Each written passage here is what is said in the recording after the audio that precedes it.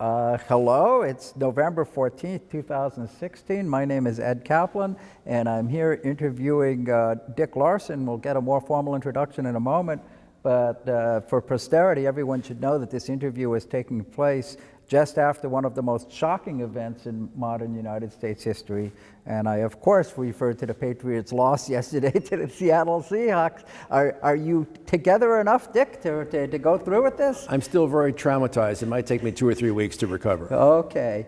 Well, so now that our viewers understand the historical significance of the timing of this interview, let's proceed. So Richard Larson is the Mitsui Professor in the Institute for Data Systems and Society at MIT. He's also the founding director of MIT's Center for Engineering System Fundamentals, and we're going to learn much more about Dick's early life, his education, his career, and his hopes and fears for the field of operations research. And I'm going to let Dick do most of the talking here. But Dick, this is really going to be a lot of fun, so let's get started. Can you tell us a little bit about where you were born, where you grew up? Okay, we're going back into several centuries ago. I was born in Bayside, Queens, New York. Lived there for 5 years. Then my parents, we all moved to a place in Pennsylvania, in the middle of Pennsylvania, called Sunbury, Pennsylvania. It's kind of like out in farmland, very, very nice. And lived there for 6 years. Then we moved to North Plainfield, New Jersey, lived there for 5 years. And I graduated in the Boston area from Needham High School. And at age 18, I entered MIT, and they haven't figured out how to kick me out yet. So I'm an MIT lifer, as they say. He's an MIT lifer, so let's take a step back and then get back to that in just a moment. So you moved around a lot when you were young, so what does that say about your parents' professions? Were they military people? Were they working for companies getting shuffled around? What was the story? Well, sometimes my friends will say, well, when the FBI caught up to your dad, did you move to a different state? And no, but he was in electrical engineering management. And the whole sequence is he worked for Hazeltine, which was a defense contractor in Long Island, and then went for Westinghouse, and he ran the radio and TV section for a while. And then radio and TV, their plant moved and got very big in New Jersey, so he moved. He was assistant manager of that plant. And then Japan decided they wanted to create TVs, and Westinghouse went out of the business. And then he worked for Raytheon and up here. So his path was similar to many people his age who were electrical engineering. They promoted into management, and so they would spend anywhere from 5 to 15 years at a particular job and then move on. So that's how that worked. Okay. The FBI had nothing to do with it. The FBI had nothing to do with it. And was your mom a stay-at-home mom, or? Mom was a stay-at-home mom and a very excellent mother. That's wonderful, and because it takes a lot to look after not only you, but also your siblings. I had two younger sisters, yep. They're great. And what are Linda the names? and Laura Lee. Linda and Laura Lee. So Yep. that's a lot of L's in the Larson household. It is, yeah. Okay, so that's great. So you had mentioned that you ended up in Needham, and that's where you went through high school. It was public high school there? Public high school, my junior and senior year only, and one of my fondest memories of that was I was a soda jerk in the afternoon for 3.5 hours every day, Monday through Friday, and it was kind of like being a bartender at a bar with no alcohol. And you got to meet the local folks and the regulars, and it was a very nice socializing event, which was, I think, needed for teenagers at that. Needed in Needham. Needham, right. I think that's also perhaps a precursor to your OR adventures, because you became an early expert at blending problems, right? Okay, so now at age 18, you said you entered MIT. Yes. And so what was your undergraduate major? Well, let me say something, too, about Needham High School and entering MIT. I owe entering MIT to Sputnik, because the Russians put Sputnik into space around 1956 or so, and that caused great alarm in the US scientific community.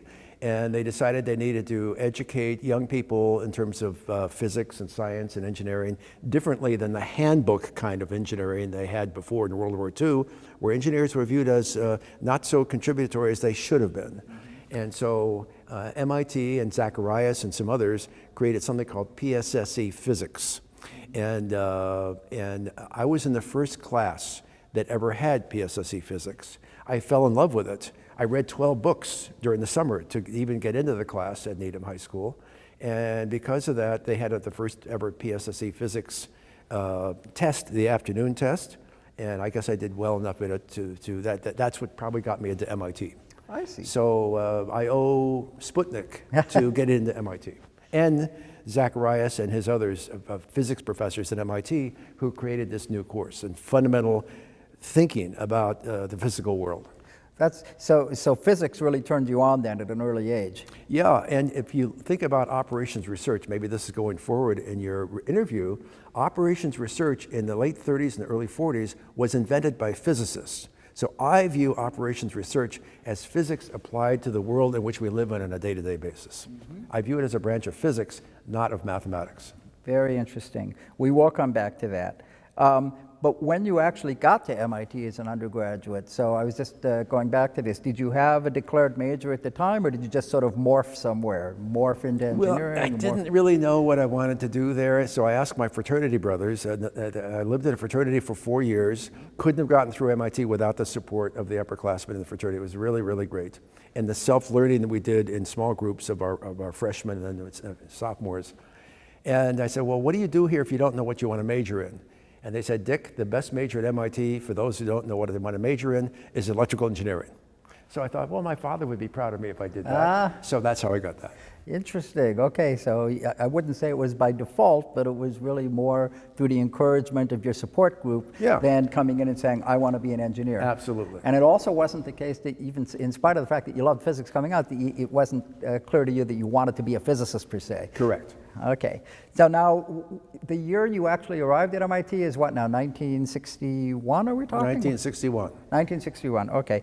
And so now you go through your undergraduate career, but suddenly you come out as an operations research student, I believe as a master's student. So something happened in between there, and I believe it involves grand theft, larceny, or some other video game like that. What happened? You're abusing my last name. Larson and larceny are quite different.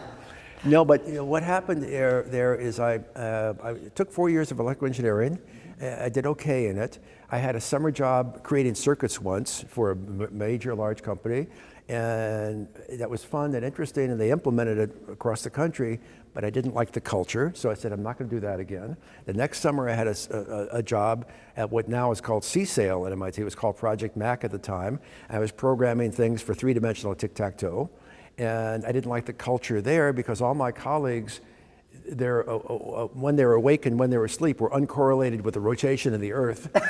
So I didn't like that. So when I went into graduate school, I said, well, what do I do? I got all this engineering stuff and math stuff.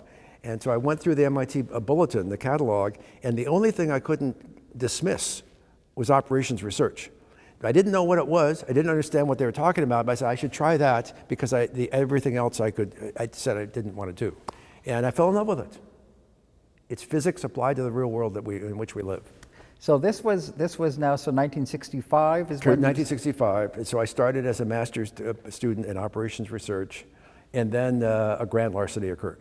Okay, so just before we get to grand larceny, so now we have Dick entering the operations research program in 1965. How was it set up at that time? Was it a center, a department, and who were the key people who were running the show? It was a center, and Professor Philip M. Morse, the founder of operations research in the United States, a physicist, was the director of the Operations Research Center. And Alvin W. Drake, professor of electrical engineering, was my advisor. And the number of students that they had there was less than 20, roughly equal, I think, between master's and PhD students. Mm-hmm. And were there, it was set up as a center, as an interdepartmental, inter-school center. Right. So, but how many other faculty were participating at this time? The number of faculty participating was less than the fingers and thumbs in my two hands. But I can't say whether it was 6 or 8 or something like this. All right. So this was really still, I guess I shouldn't say in its infancy, but it was clearly in its very young stages. It was before, just approaching adolescence, maybe. Just approaching adolescence. Okay.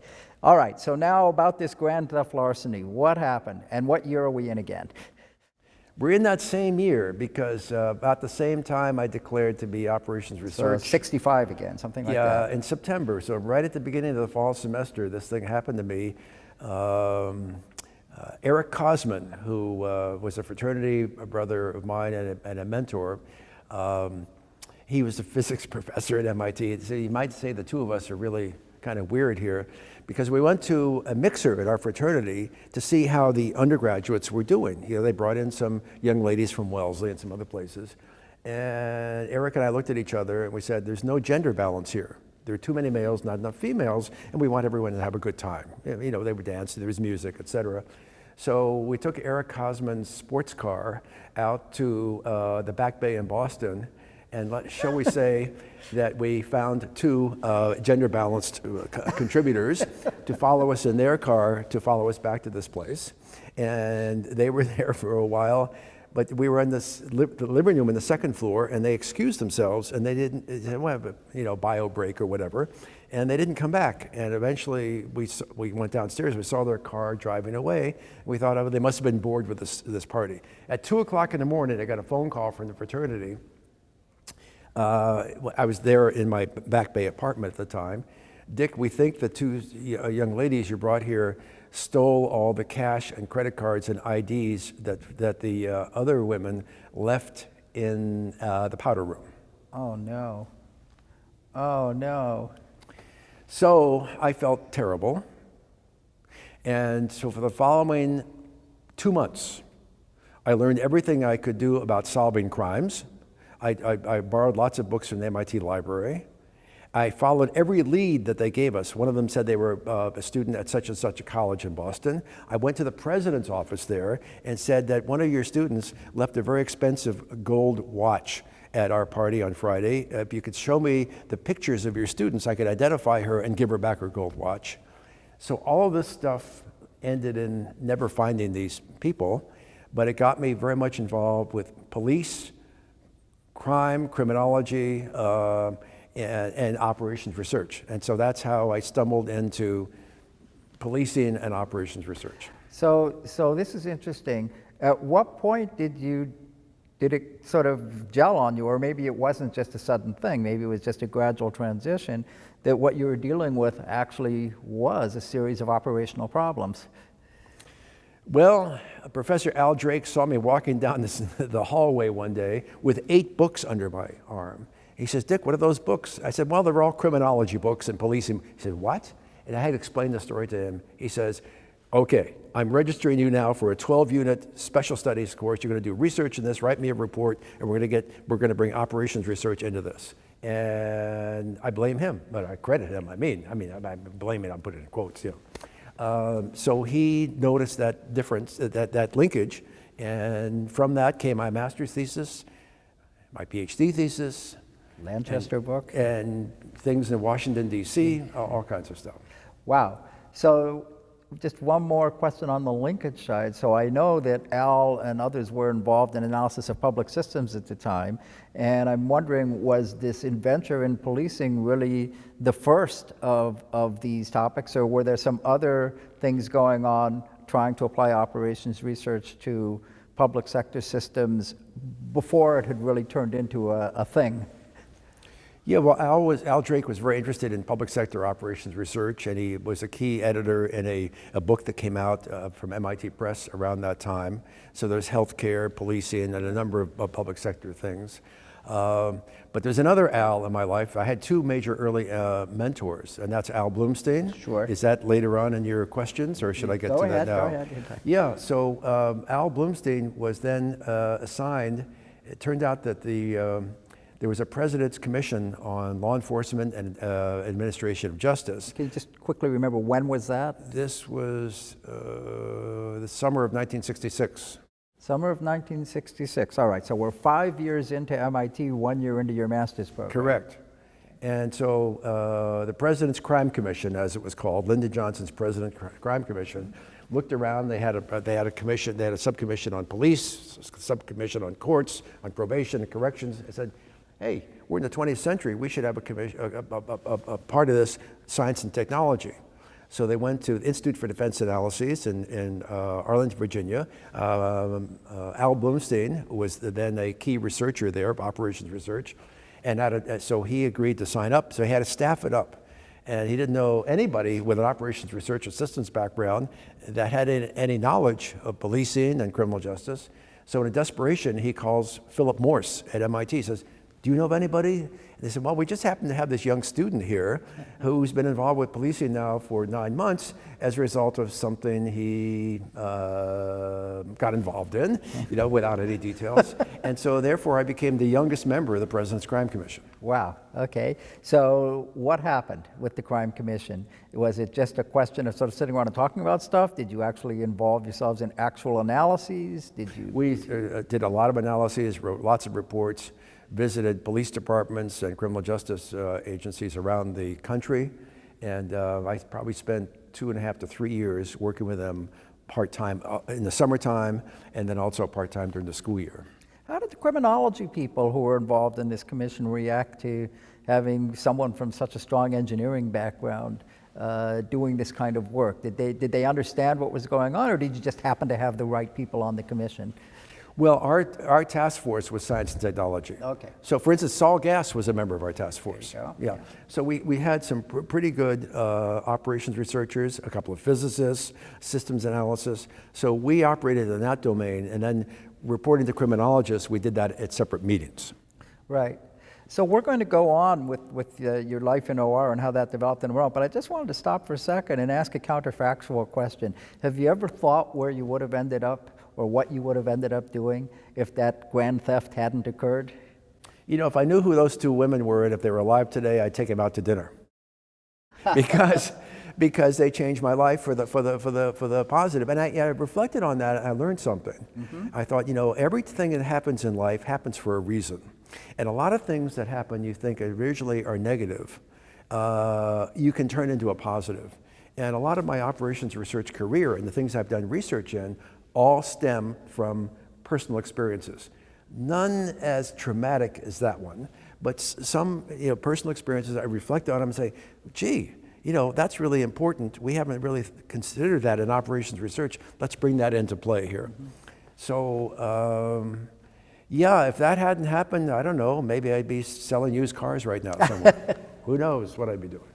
There's another lesson to be learned, though, which is that while you can imagine experiences like this happening to many people, not all of them are going to actually have the wherewithal to recognize that there's a there beyond the event itself. And that's what I think is so interesting about your story, that you were able to not only, originally you're trying to solve the problem of who stole the goodies, but actually turning into something, there's a much, much bigger picture here. And in some sense, this just pulled the cover off this whole other world for you. It did, and operations research is one of the few, maybe the only profession where you can make such linkages, because if you view operations research broadly, it applies to almost everything.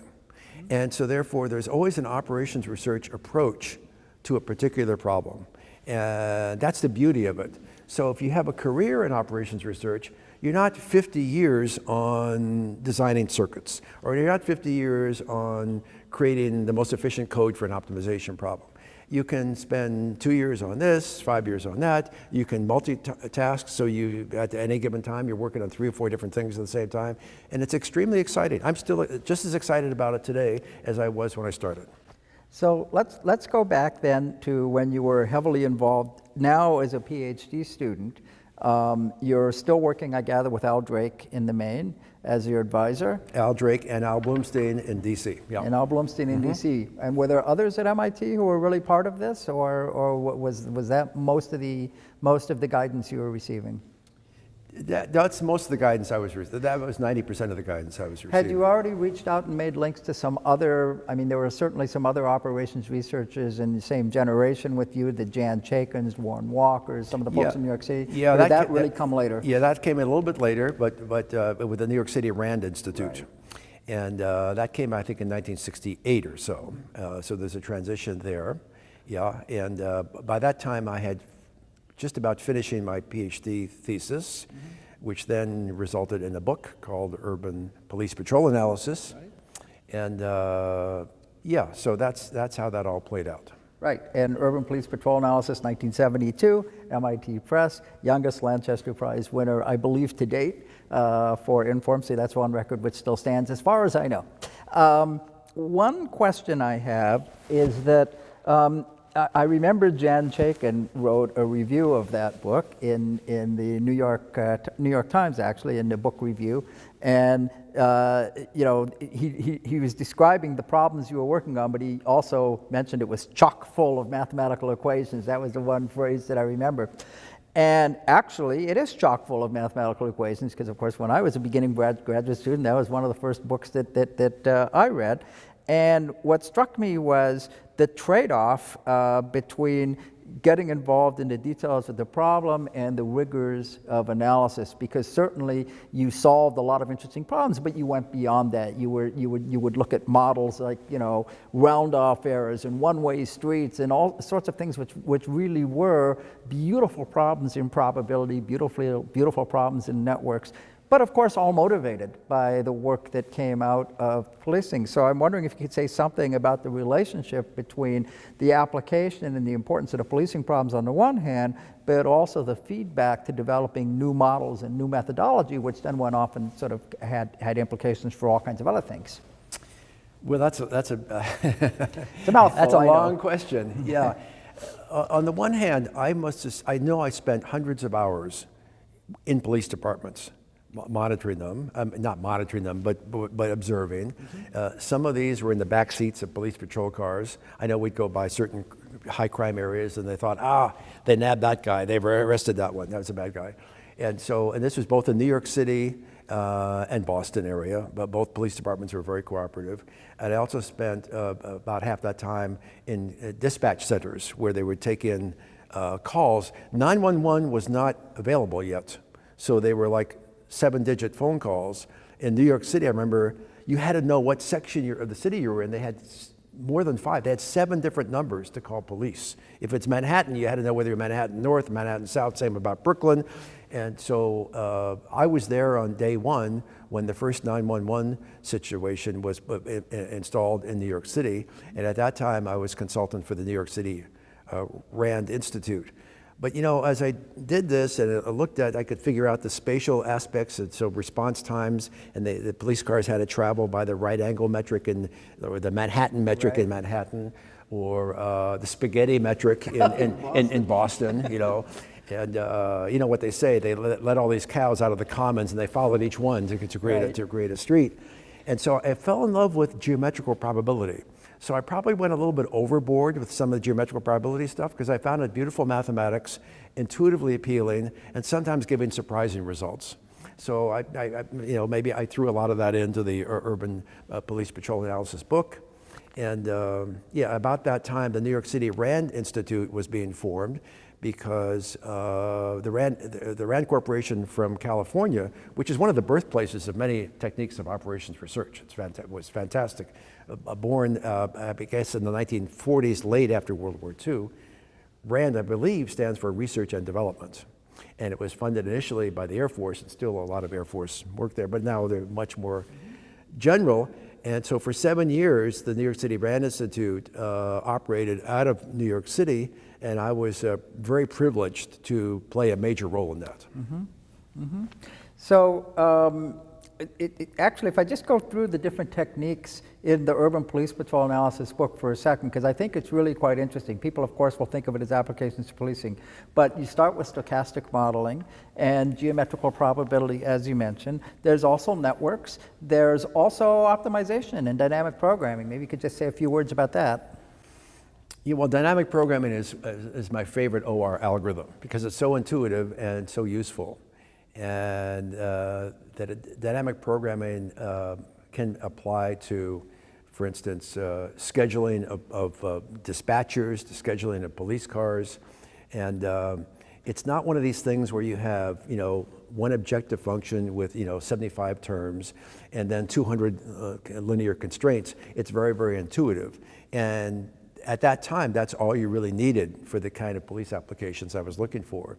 So it just fit very, very naturally into that. So you're right, I try to pull in these techniques as they were needed, but I didn't try to pull in something just for the sake of it. No, just not for the sake of it. Yes, even the geometrical probability stuff, I was interested in, okay, if we switch from all two-way streets to one-way streets, what's the penalty involved? Or if you can make U-turns versus not making U-turns. And some of the results were counterintuitive to me. Or even if you take a look at different limits, if you throw out the street pattern all the way and just go to a spatial Poisson, for example, correct, that kind of thing. Yeah. I remember one of the papers, I don't think this was part of the policing book, but work with Keith Stevenson on insensitivities in location theory. Yeah, that work was derived from our work with the New York City RAND Institute. Mm-hmm. Mm-hmm. So, right, so maybe you could just say a little bit more about it, because what happened here was, instead of solving optimal location problems, the idea was, suppose you were able to simply randomly locate your facilities, as opposed to put them down optimized on a sort of rotated square pattern, something of that nature. Right. You've really done your homework here. Well, thank you very much. But the question here was basically, how much error would you get? Yeah. Because what it takes to solve the optimization is very, very difficult. What it takes to throw things down at random is not. Right. So I've used the random thing. You basically throw darts at the map of the city, whether it's Manhattan or Brooklyn or Boston, and you throw darts, and you're not very good at aiming. So the ones that hit the map, that's where you're going to locate facilities or ambulances or police or whatever, versus an optimal location. And typically, the maximum improvement you could get, if I recall correctly, it's been a while since I looked at this, is about 25% or so. And I found that variation small. And it's the issue of the insensitivity. If you're in the region and if you're more or less okay with your locations, don't worry about 6 decimal accuracy, because there's great the minimum is very, very, very, very flat. And so we learned a lot about that. And actually that helped New York City with its ambulance location. Because in New York City, the ambulance location can be out on the streets, doesn't have to be in a fire station or by a hospital. All they have to do is paint part of the curbside red, and that can be a home location for an ambulance. And so that helped a lot with our model that we developed with RAND on the so-called hypercube queuing model. Which we're getting to very soon. Okay. There it is. We'll leap into hyperspace in a moment. But what I wanted to just speak a little bit about with you now was, and actually I remember this because this is now right about the time that I entered MIT, so I can date us in 1977, which was that these techniques which you had developed in the policing world obviously had a lot of application for other urban services too. And similarly, there were other researchers at New York City RAND who were working on problems in fire deployment and emergency medical services and so on. With Amedeo Adoni, you pulled a lot of these results together into urban operations research, which has become, I think, the classic text in that field. I wonder if you could just tell us a little bit about how that came about and the interplay between working on the book and teaching the course which went with it. Yeah, we still teach this course today, so it's over 40 years old or young, urban operations research. And we use the word urban, but it really, people who are not going to deal directly with cities and who have other issues with applying operations research to the real world also benefit from it. Now Amedeo Adoni shares one thing with me. We're kind of like brothers. He was born 1 month after I was born. We won't say what century or what year. And he entered MIT the same September that I did in 1961. And he became an assistant professor in the same September that I became one. So we're both MIT lifers. And so we became really, really good friends and colleagues. And we learned that we viewed the world more or less the same way, very compatible. And so we decided to write this book, and he brought a lot of stuff that he had been doing, particularly in air traffic control and queuing and these sorts of things. And I brought the urban police patrol analysis and also some of the stuff that we'd done for the New York City RAND Institute and put it together into that book. Right, and the book is now available, I think it's available online, and it's also been reprinted, right? It's been reprinted, so you can buy it, the reprint, or you can get it for free, the original Prentice Hall version. One page at a time. on the web. So just do a Google search, Urban Operations Research. It'll take you right to the original Prentice Hall version. Now, I want to ask just a few more questions about some of the methodological work you did, and then I want to work backwards between the relation or the positioning, say, of this type of work versus what was going on in the rest of operations research at the time. But let's start first with a few more of your own contributions. So the word hypercube came up. So could you just remind us a little bit of what that was and where it came from and why it was so important? Yeah, well, queuing became a really important issue in urban emergency services. I'll go back to 911. When 911 was announced by Mayor Lindsay, I believe, I'm not quite sure, but I think it was Mayor Lindsay at the time, and New York City was the first one to have 911. So seven-digit numbers collapsed to one 3-digit number, which was phenomenal. And so they implemented it, and it worked. But then all of a sudden, within a week or two, you saw letters to the editor of the New York Times and Daily News. Dear editor or dear mayor, I called your 911 line on Saturday night. I got 30 minutes of a ringing telephone. I hung up and tried again after 29 minutes. 911 emergency, may I help you? And so they brought me into there as an emergency thing with 2 lieutenants, Lieutenant Massini and Carvino. I wish them well if they ever see this. And so we worked side by side, that basically lived in the police headquarters for a month and got all the data, looked at it all, and we figured it out. And basically, I applied Airlines queuing formulas to this because the police department didn't know about that, and their allocation of operators was such that we had the utilization factor rho strictly greater than 1 by a significant amount on weekend evenings. Unbelievable. So we published that. That's published in Al Drake's book on on public sector. Public systems, right? Public systems analysis, yeah. And so then I said, well, we have to apply queuing also to police cars and ambulances and fire trucks. How do we do that? Well, the Erlang MMC model assumes that all the servers are clones. They're statistically all identical. You can't see any distinction one from the other. But out in the real world, in a spatially distributed queuing system, they're not clones. You might have one ambulance, let's say ambulances, that's in a relatively sparsely populated area and might have to travel miles to get to a scene, whereas you have another ambulance which is in a very dense area, highly populated, might only have to travel half a mile to get to a scene on average. And so therefore the service times would be different. The service times could depend on utilization factor because they become busier. They have to travel further to back up people who are already busy. And I said, how do you deal with all this? And then I figured, well, we need a state. We did a binary state, 110, 111. Ones correspond to a particular server I being busy, 0 corresponding to that server I being idle, and you have a hypercube kind of state space. And to my knowledge, nobody had ever done that before in queuing, and so we had to create that.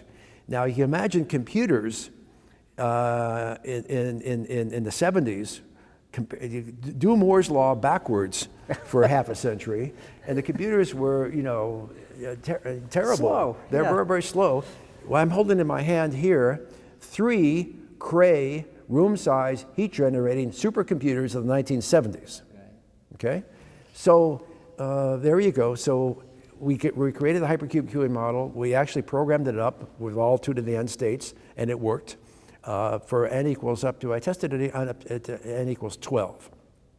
Then I think it was New Haven, Connecticut who called me.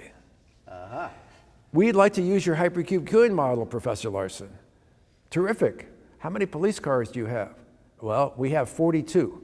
Okay, how many districts are they in? So I can think of the independent queues, so apply it to, because New York City had 72 different precincts or something like this. Oh, we all operate together as one system. 2 to the 42 didn't work. So then we wrote a paper on approximating the hypercube queuing model, and I ran the two of them in parallel for 2 years. And never did I see the approximation more than 2% off from the exact. And so that's how that came about. That's great. And picking up on the queuing theme, of course, you also have an alter ego of Dr. Q, and so outside of the urban services area, but just in general, you have a love affair with queuing theory, which has gone on forever, and you've also made contributions independently of the urban services work in queuing. Probably most notable among those is the Q Inference engine. So maybe you can tell us a little bit how you became Dr. Q, why queuing as opposed to other particular methods, and how did the Q Inference engine come about? Well, thank you for that. So we're now leaping forward to the late 80s. Late 80s. And again, I have to say, just like the incident with the fraternity and the mixer, almost every one of my operations research problems was started by a personal experience. So I didn't go to the journals and say, oh, I see 10 papers on this, maybe I could write the 11th. They're usually a personal experience. So in this case, the personal experience was I happened to have an NSF research grant on queuing. Now, how did I get that? Well, I didn't just sit down and say, oh, I want to write an NSF research grant on queuing. What happens is I had a personal experience. My son Eric was 6 years old, and my son Evan was like 2, and Ingrid wasn't born yet. And so we went to a large box store, which I will not name, to get a first bicycle for my son Eric. And what happened from there, I picked out they had 2 colors. I picked up red, more exciting.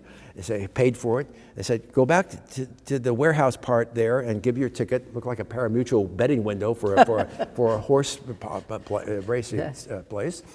And then I saw a woman hysterically crying. So I went over to comfort her. So what's wrong? I've been here for 40 minutes and people have come and gone and got their thing and I still don't have my thing. Oh, so I comfort her. So soon later, she got whatever she bought. And all of a sudden, I was there for a half an hour, 35 minutes. My poor family was out in the car thinking I would quickly come back with this thing, with a bicycle. And finally, the bicycle shows up and I bring it in a box to the car. And my wife says, well, what happened to you? We thought you'd be here much faster. It's late for dinner and the kids are tired. I said, well, I will never, ever patronize that store again. This will be returned unopened on Saturday. We'll go to a nice bike store. So I was furious that I had violation of first come, first serve many times over in this queuing situation. And 3 weeks later, I was still angry. So I started asking other people, do you ever have experiences like that? Yes. Have you ever made a lifetime pledge, never ever to patronize that place again? Yes. So I thought, okay, I'm going to get even with them. I'm going to write a proposal to NSF to research this. That'll show them. And NSF funded me. So I was doing queuing research. So that's how I got involved with the psychology of queuing, personal experience. So then Baybanks of New England, which has now been purchased by Bank of Boston, which was then purchased by Bank of America, but they had a nice ATM network around Boston. They said, Professor Larson, we hear you going to research on queuing. We need some help from you to determine whether we need more ATM locations or in the ATM locations we have, if we have the right number, and do we have the right mix? Because right now, we're bringing in limited function machines where you can't deposit. And there was only cost 1/3 as much as the full function machines where you can deposit. And so can you help us?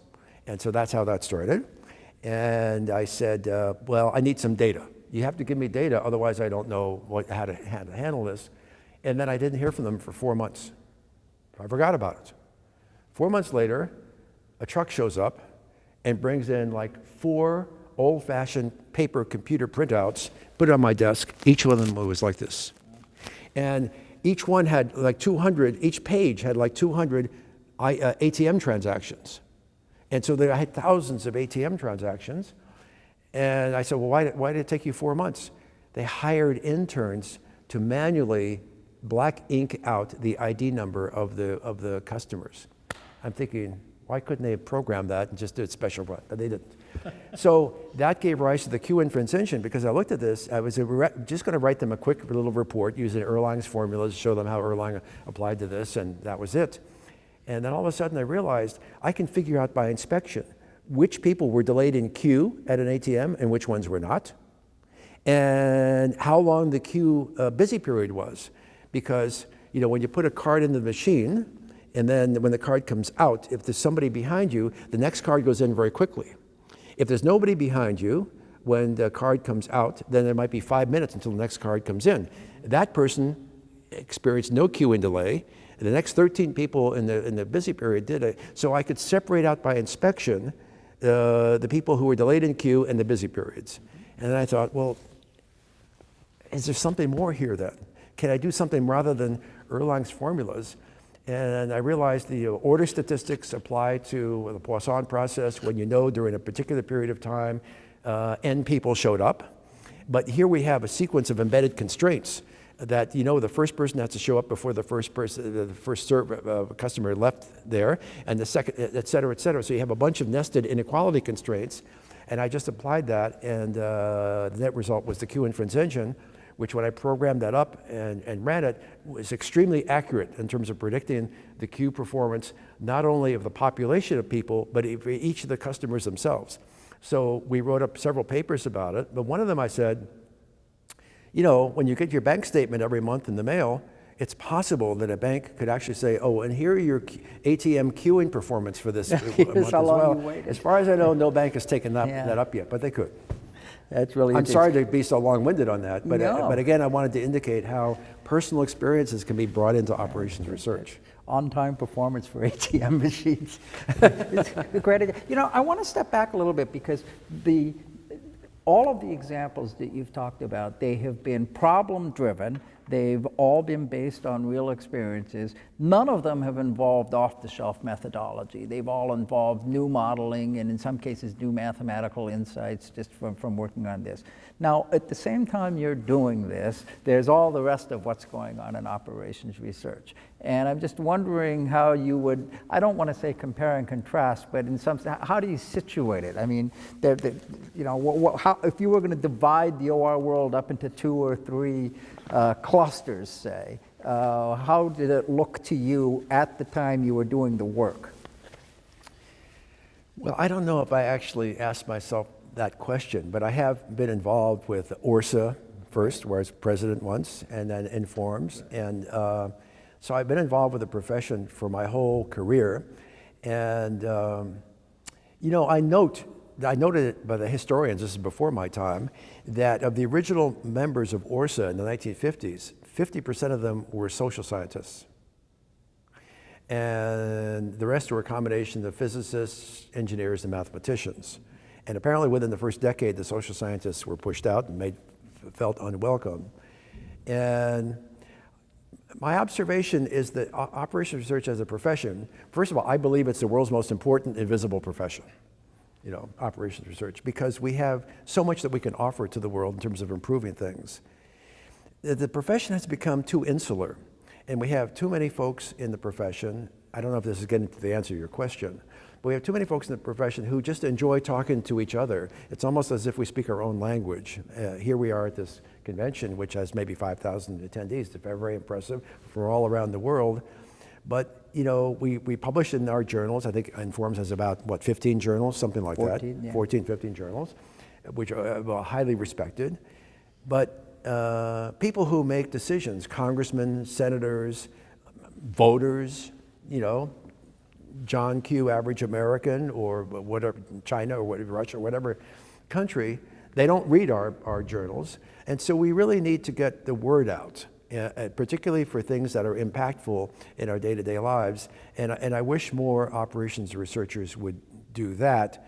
There's a little bit too much emphasis on, I'd like to reduce 0.1% from this optimization algorithm. If I can, just shave it by 1.1%, I get my name on the guy who did that.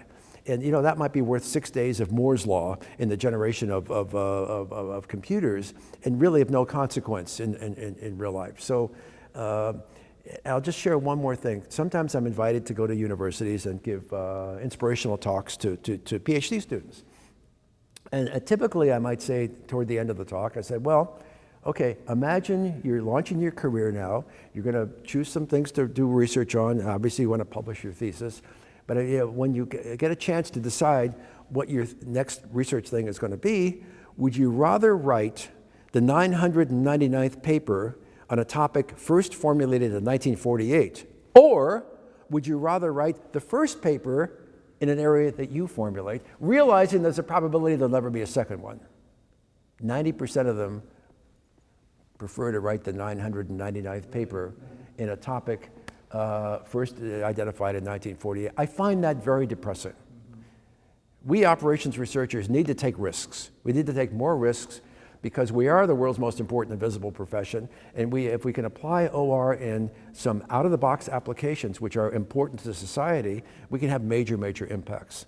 And somehow, I think we've lost that in the battle for getting tenure and promotion and getting published in our premier journals of operations research and management science, which are basically now vehicles for tenure and promotion.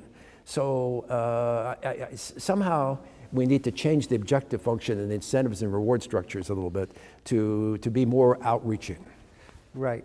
Okay, so that brings us into your time as president of Orsa, or back into your time as president of Orsa, and then of course several years later, I guess what, 10 years, 20 years later, when you were president of Informs. So can you tell us just a little bit about what it was like when you were Orsa president, what was happening at the time, what was sort of the most exciting stuff, and then maybe tell us a little bit about how Orsa and Tim's turned into Informs from your point of view. Well, in terms of Orsa, by the way, I'm not the only person who feels the way I just talked about. I understand There's a that. whole cadre of folks in the profession who feel that we should be more outreach, Yes. and how do we market ourselves. And if I recall correctly, was this the science of better, or was that Informs? I can't That's remember. Informs. Okay, Informs that is was science of later on. better, yeah. Okay, so but with Orsa, I think I was the last full-term president because they were getting ready to create Informs, and so that was very, very exciting because management science. TIMS, the Institute of Management Science, and Operations Research Society of America would have coterminous meetings, conferences like this one. Their councils would meet in adjacent rooms, and then they'd have a joint meeting, and the whole thing didn't make any sense because they were basically brothers and sisters, and they were in the same family. So it made so much sense to merge and get going. And I think it's an example, a huge success example of 1 + 1 = 5. So it was great. Now the journals are fantastic. They have high impact factors. Most of them are very well respected around the world. And so there's no professional society I'm aware of elsewhere in the world that comes close to what Informs does in operations research and management science. And actually, if you look at the 14 or 15 journals, there are some like marketing science and the organizational science, which are really a little bit outside the center of operations research and management science, and which are well respected in their own rights. So I think that was very exciting to be involved with that. And then with Informs, that was the science of better. I think you used to call it the science of butter. Right. Or the science of a batter, if it's baseball. I mean, we have made all kinds of puns. By the way, he's a great punster. And so that was very exciting then, too. And if I could say another personal experience, because at this time, again, people wanted to get outreach. They wanted to explain to the world what operations research does. So it might have been Irv Lustig. Were you involved with this, with the actually videotaping of some of us? And some of us actually gave little video talks where we're talking to the general American population. So I was supposed to be the cueing guy. So if I recall correctly, I was in a studio. It might have been Baltimore. There was a meeting in Baltimore, that rings a bell. I was in Baltimore at one of these meetings, and they videotaped me the first time, then they said, "Too boring." Ah. So I tried it again. Still boring. So then I said, okay, I am Dr. Q. I am Dr. Q, and I have an audience of 35 out there asking me questions, and I'm going to answer those questions. And so that video which is still on the web. You can Larson Dr. Q, still on the web. It's from that Informs meeting. Okay. And I was absolutely out of my mind. And people said, oh, I didn't know you had an audience out there. You know, you're pointing these people. I said, yeah, that's the way it was. And that gave me that second identity, which if you do a Google search on Larson Dr. Q, you get lots of hits. And it's not something that I try to deliberately perpetuate, but it's a self-fulfilling prophecy with Google, because if any media person calls me and writes a story, or if on radio or TV, then it goes on Google again, and the Google thing gets even richer. And so that is perpetuated to this day. My favorite one is running across the rope bridge in Japan, or something. Oh, yeah. But, yeah. Let me ask one or two new questions here, which is, you have become very, very passionate about the importance of education, and in particular, education in technical fields, early education, high school or early university, and in developing nations. And so you have your initiatives at MIT and Blossoms and Link. I'm wondering if you could just tell us just a little bit about the initiatives and why you're so passionate about it. Link is Learning International Networks Consortium. We started it in 2002, and the idea was to reach out to the developing world and share best practices in technology-enabled education to give good educational opportunities for young people who ordinarily wouldn't have them. Their local schools aren't so good, et cetera, et cetera. You might notice that 2002 is the year after 2001. That's not a coincidence. And we got a lot of people at MIT volunteers as a passion to do this, to reach out, and more than half of our foreign Link membership initially was from the Middle East. And we actually then ran 6 Link conferences. The largest one was 600 people. Patronage of Her Majesty Queen Rania in Jordan was in 2007. And that was bilocated also in Dubai, and the son of the ruler of Dubai was the patron there.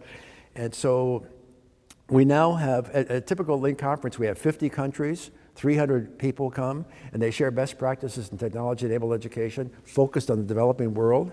And I'm happy to report that this past year, MIT, from the president on down, has signed up to owning Link going forward. I've depersonalized it.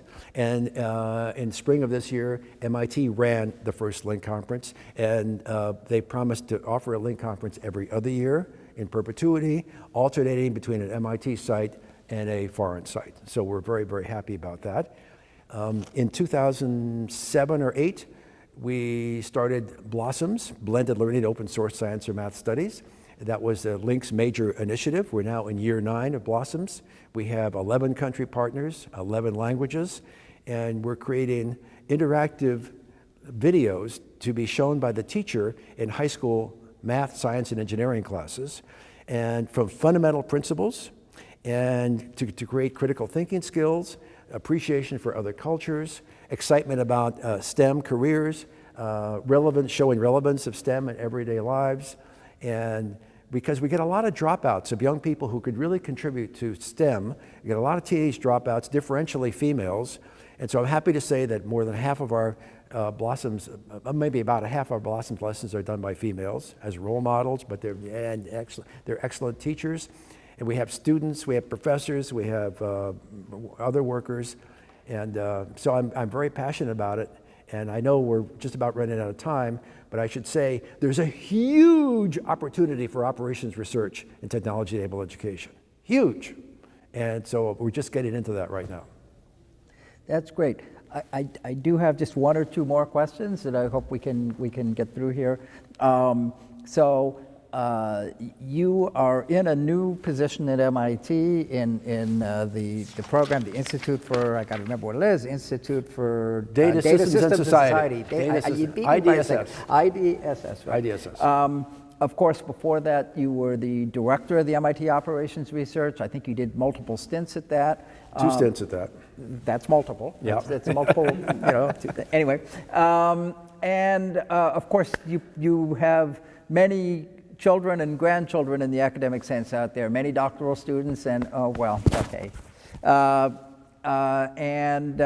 just wondering if you, how many, do you know actually how many Do you keep count of these things? How many doctoral students do you have? No, I've lost count. I've lost count. You've lost count. It's over 30 doctoral students, and they beget doctoral students, and so I have children, great-grandchildren, great-great-grandchildren, and there might be another great there somewhere.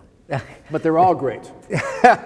Yeah, no one wanted children, which is wonderful. How are you finding this new home at MIT now? Can you tell us a little bit about IDSS and how it compares to the Operations Research Center?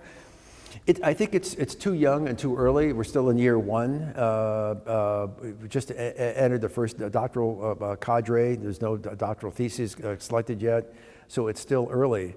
But if you think about the name, Institute for Data, Systems, and Society, that's a brilliant name, because 90% of the problems of the world would fall under that umbrella. So if professors and students in IDSS view the diameter of that umbrella broadly rather than narrowly, I think it could be a huge success and have a lot of impact. Exactly how it compares and contrasts with the Operations Research Center, we do not know.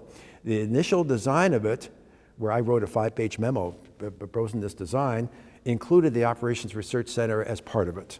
And for a variety of reasons, that hasn't come to pass. So at the moment, we have these two things that are going. Maybe they'll be like TIMS and Orsa. And maybe somewhere down the line, they will merge. I would be greatly in favor of that. Interesting. All right, and I guess I'd like to close with a question, and I mean this in a nice way, which is, if you think about your own legacy. You've been a member of this field for so long. You've been a leader in the field for so long. You've generated many students, produced articles, books. People know you. You've had many different experiences. How do you want to be remembered inside our field yourself? If you go, oh, that guy Larson, he was fill in your blank. Well, I want to be remembered joyfully. So people want to remember me as Dr. Q, I'm happy with that. If people want to remember me as contributing to urban emergency services, that's fine. But I think more generally, the idea of taking operations research, here's a person who could take operations research broadly, big umbrella diameter, and then issues and problems and things would happen in his life, and he brought those things into under the operations research umbrella and helped create new models, looked at data, made inferences, and contributed to then how those things could be improved in the real world. And so the tying up to the real world and to modeling and to methods, to me, that's the foundation of operations research. That's how the original physicists who including Philip M. Morse, who created operations research around 1940 or so in the US and in Great Britain, that was in response to the war effort, that's how they viewed it. And so I'd like to be remembered as somebody who followed in that kind of tradition. I think we're at the end of our time. Dick, thank you very much. Thank you, Peanuts Ed. in the shell. Peanuts in the great. shell. All right. All right. He's great. Thank you. Thank you very much. You.